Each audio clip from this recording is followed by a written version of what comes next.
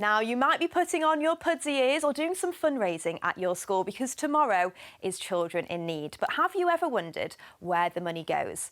Well, we visited a gaming group in Sheffield, which is just one of the thousands of projects Children in Need gives money to. The club helps autistic children. Autism is a condition which affects how a person communicates and interacts with the world. DeGraff went to meet them.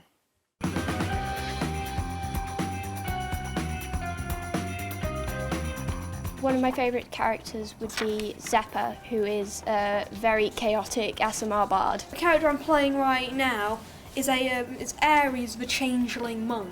They're called Willow. Okay. They're a kobold druid. Dungeons and Dragons, or D&D for short, is a tabletop storytelling game. I would describe it as a game where you take on the role of a character and sort of pretend to be someone else for a bit, mucking about in a fantasy world with your friend. I have got so many questions for all of you. The first being, what ways does this club help you with your autism?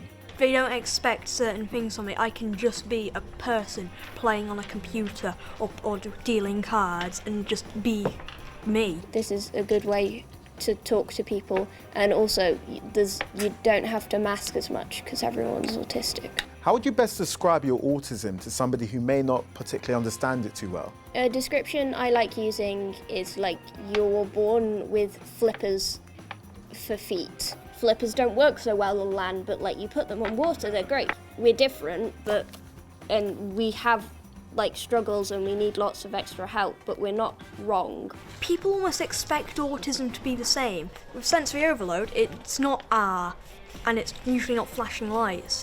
For me, I get sensory overload when it's loud noises. The consequences. Funds from this year's Children in Need will go towards helping groups like this continue across the UK. It's a very good way to sort of improve your confidence, especially with like a role-playing game like Dungeons and Dragons. Because sometimes being yourself can be a little scary. Another way it can help is you can sort of practice having disagreements with your friends in a sort of safe way to do it. So you can sort of learn like skills that could maybe help as you grow up in adult life. Okay, so now I know a bit more about D&D. I thought it was time for me to give it a go. Roll your damage. My damage? Yeah. Oh, listen, it came naturally to me, all right? It came naturally. Now, someone else who's been raising money for Children in Need is BBC Radio 2 DJ Scott Mills. He's been running, walking and broadcasting on a treadmill since 8:20 yesterday morning, and he's still got an hour to go to complete his 24-hour challenge. So far, he's raised more than £360,000. And loads of you have been getting in touch to tell us what you're doing for Children in Need.